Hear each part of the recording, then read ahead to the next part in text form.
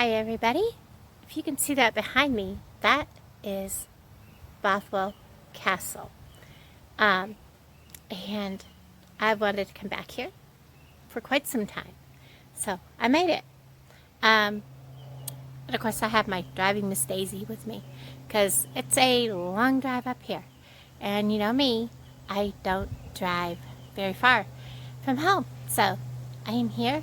I'm going to hopefully be able to take a tour today, be able to go inside the castle.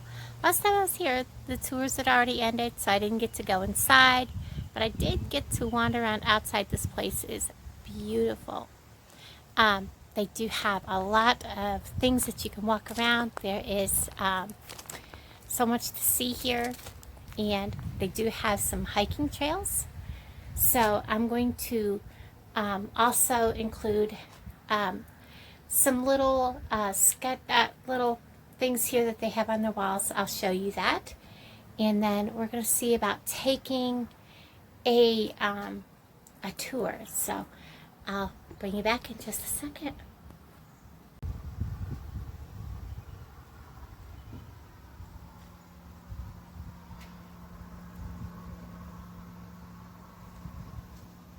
Now I'm not going to stay on this very long because we are going to go inside, and a lot of this you will see inside. So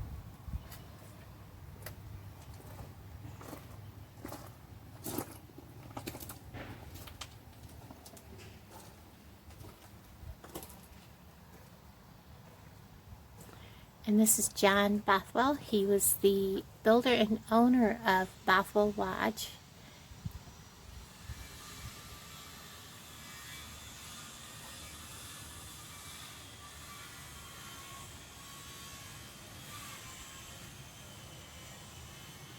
There's Knobnoster State Park, Harry S. Truman State Park, and Arrow Rock Historic Site.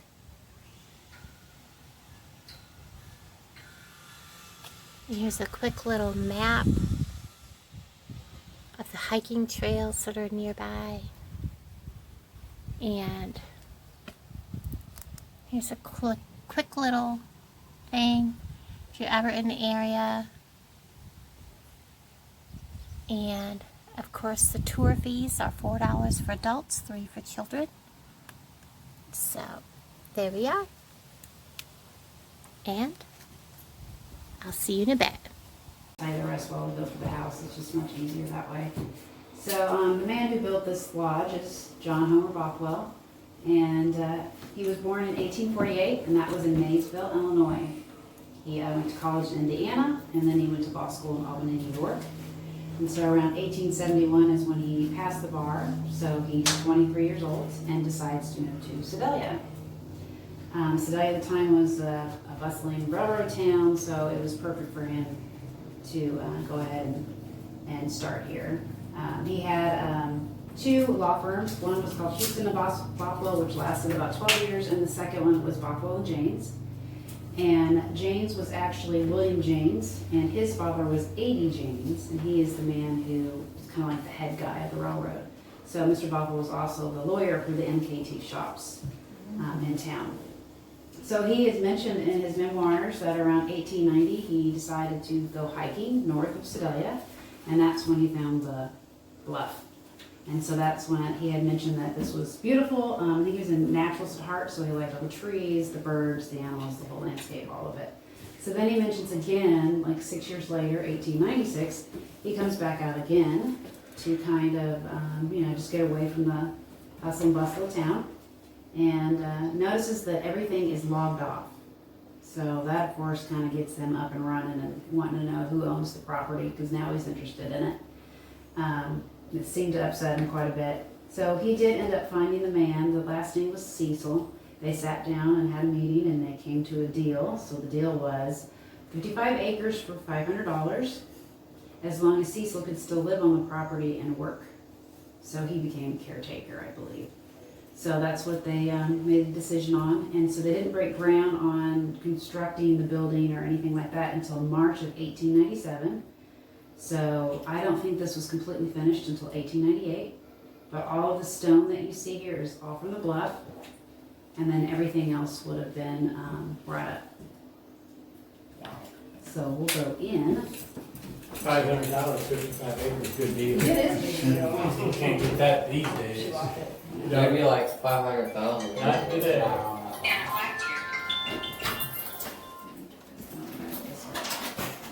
Tricky doors.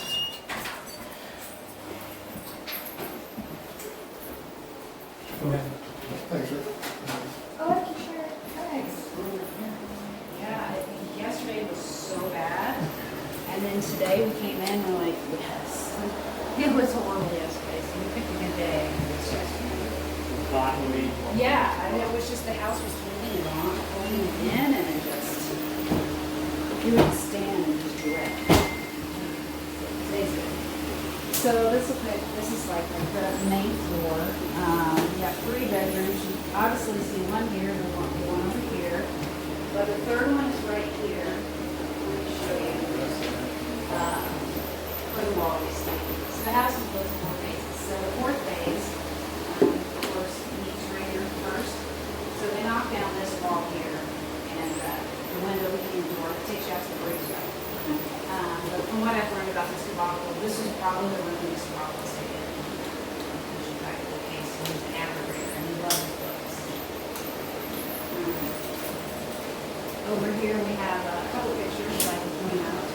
So I mentioned that his second law firm partner was James. Well, his wife was James as well, so he came very close to the family. Her name was Hattie James. They married when she was 20 and he was 36.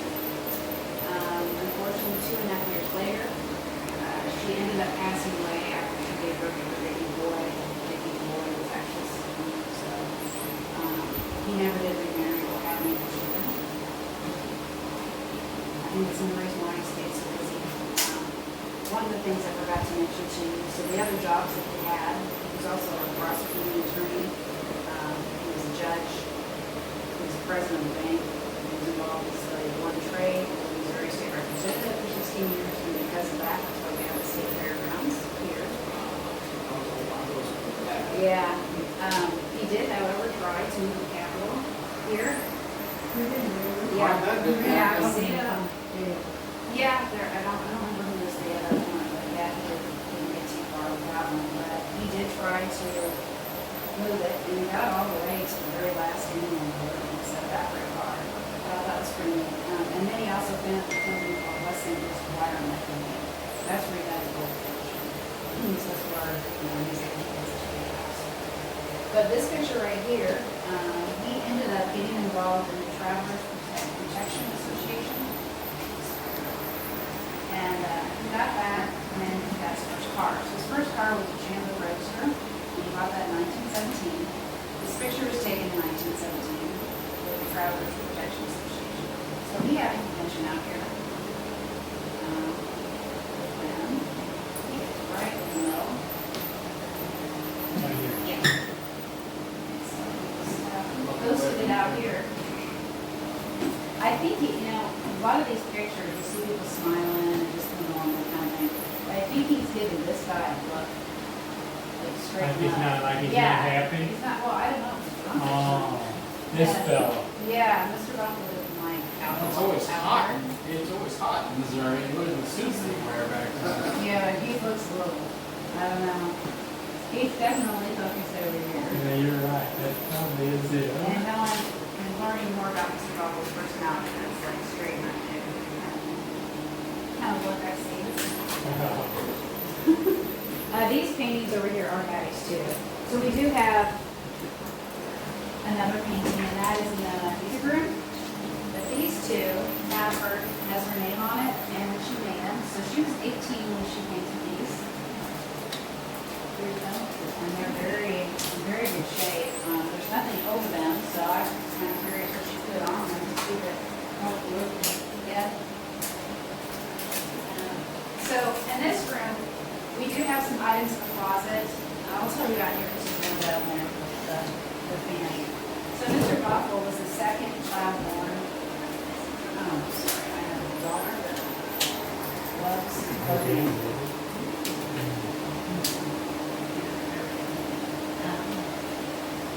So he was the second child born of 7 siblings. His oldest brother, Henry Clay, he's the only one out of all the siblings that actually had children. So we have a picture over here of Henry Clay and his family. He had 3 children. There was Lucy, Ada, and Lawrence.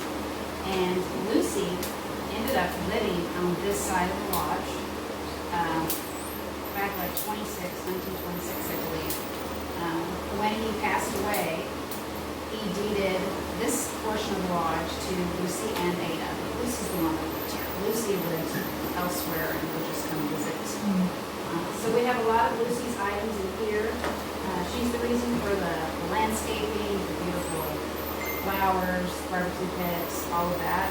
So I'll just shine a light so you can see it. A little dim in here. We just have things in that closet.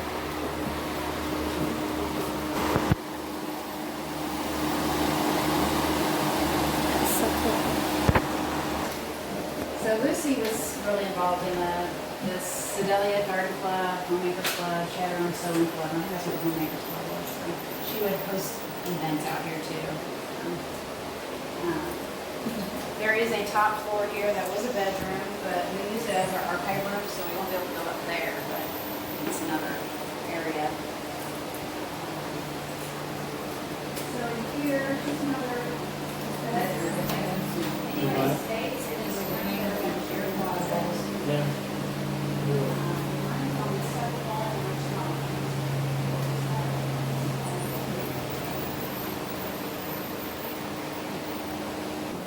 Take a picture.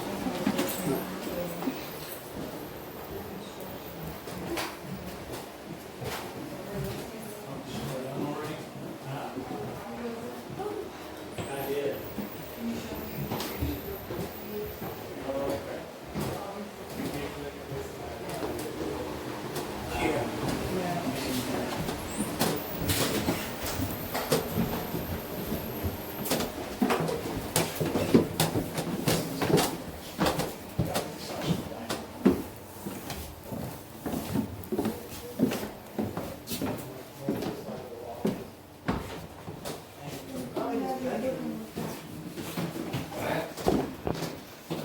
So as I mentioned, this portion of the house was the most lived in as well, since I mentioned Lucy lived here. So she lived here until 1953, until she passed away from colon cancer. Viola Rhodes, who worked here when she was 15, she was Edmund Patterson's niece. Now, Edmund Patterson lived at the bottom of the bluff, and Mr. Bothwell hired her when he was 74 to be the cook and housekeeper, and also hired Viola because she needed help. So she lived here, Viola lived here until the 60s, and then the Ramers lived here until the state took over, which was in 1974. So after that, then this whole area, at least the east wing that we're in, was the office. So it wasn't until 2020 that we were able to have time to move everything over to the garage. So this is the first year, or actually, yes, last year was the last, we were able to, get full tours of this side of the lodge. So everything that's down here is something that it's been donated, or we've just kind of staged it to make it look what it would look like if someone, was still living here. So this would have been more of a dining room. You got your ice box. This room here, Viola Rose called this the pool room. So this was your pantry. All the canning goods would have gone in here. Do you know the spark corner here? There used to be a washing machine in there. So since we're in the process of renovating, we're going to get a washing machine and put it in there too. Period correct. It is like 2 degrees cooler in there. Is that part of the bluff area there? Is that like part Oh, of that's just the cave or just there. Right there's right next to the ground, so it's kind of half. like this? I mean, it's underneath a little bit. That is the basement where the boiler is. Yeah, and so it does bring up cool air because it's so practically underneath. Yeah, fish farm. So, as I mentioned, canning goods. So he had his own farm, he had animals, crops, and all that. So he made sure that he was self-sufficient because when you came out here for vacationing, you'd probably stay here at least 2 weeks. And going to town was too treacherous, really, going up and down that hill. So he made sure he had, you know, food here already. So this is the summer kitchen. So we're still trying to renovate this too. It used to be just a little carpet. So this is the original summer kitchen. Mr. Bothwell did try to cook in here. They were all open at one time, but it's just recently Summer kitchen. they had added the windows. Sorry. So this right here is where we're gonna end up putting a sink. So you can tell that there used to be a sink here. This here's some cabinets. There was an oil burner in here for a stove, which we'll end up putting that over here. So we're still in the process of getting this to look a little better. Anytime. Huh?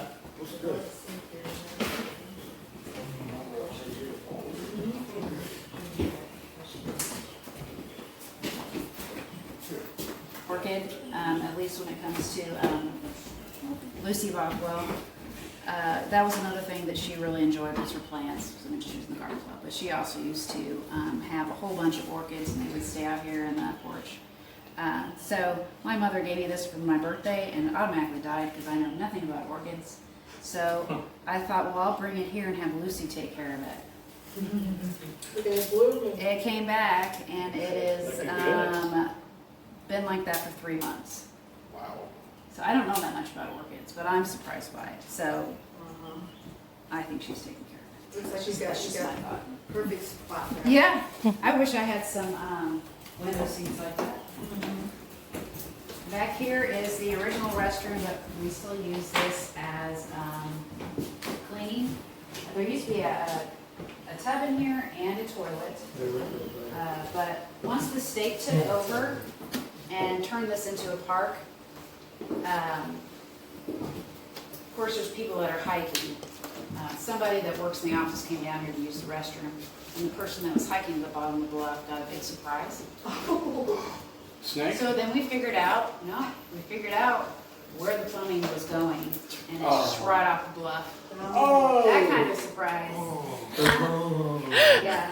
So Whoops. all of it's taken out, all of it's taken out, so there's nothing like that. I know the other side, the lodge, that side, we have no plumbing in there, but we're still using this. So I'm assuming that all that's fixed now, but. Is there a river down there? Is it just?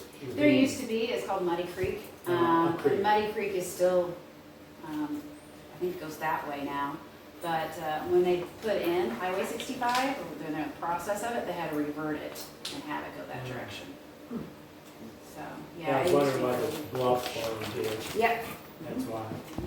yeah, a lot of the pictures, if you go into the office and look around, you'll see canoeing or fishing or anything like that. That was down here at the bottom of the bluff.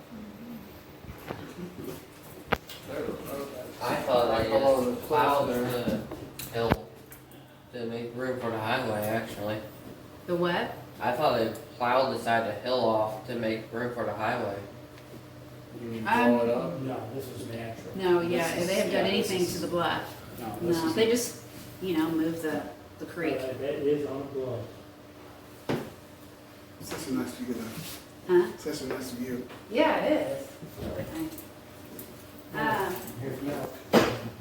So in here, I'll just point out a couple of these things, and then we'll go out to the courtyard. This little room here is still considered first phase. But this one doesn't, that's fourth phase.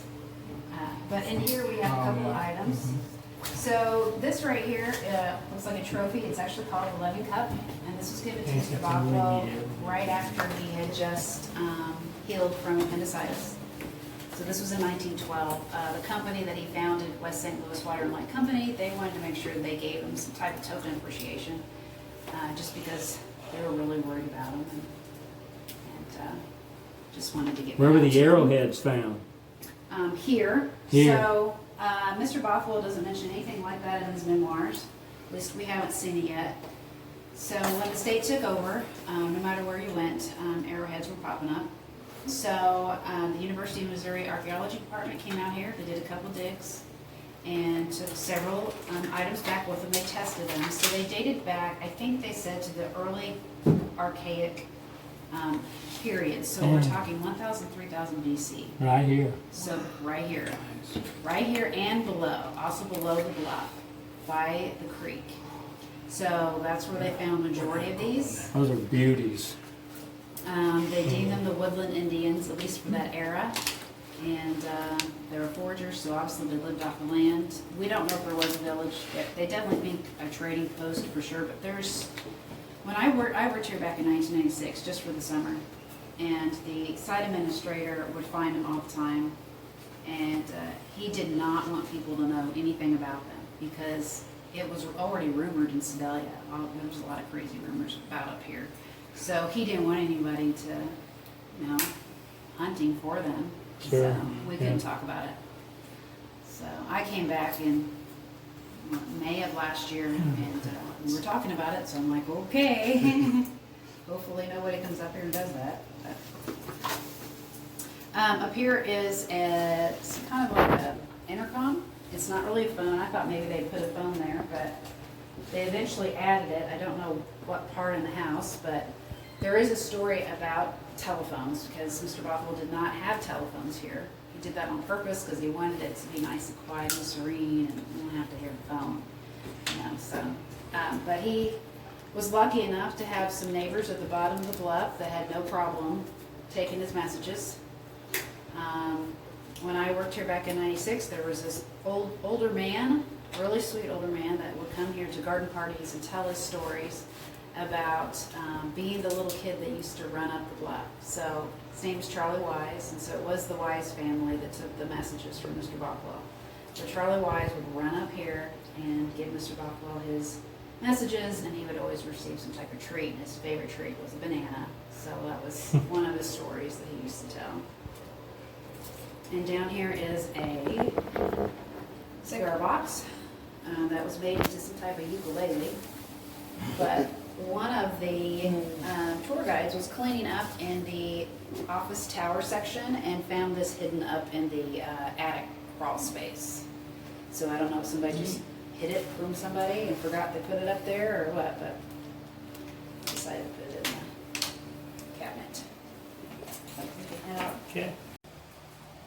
Okay, everybody, you're probably going to see the same outro for all the videos because I'm running right out of SD space. So I hope you enjoyed these videos, and hope I can get them to go up. I'll have to delete some videos, but that's okay. That's all right. Everybody, I hope you enjoyed all of these.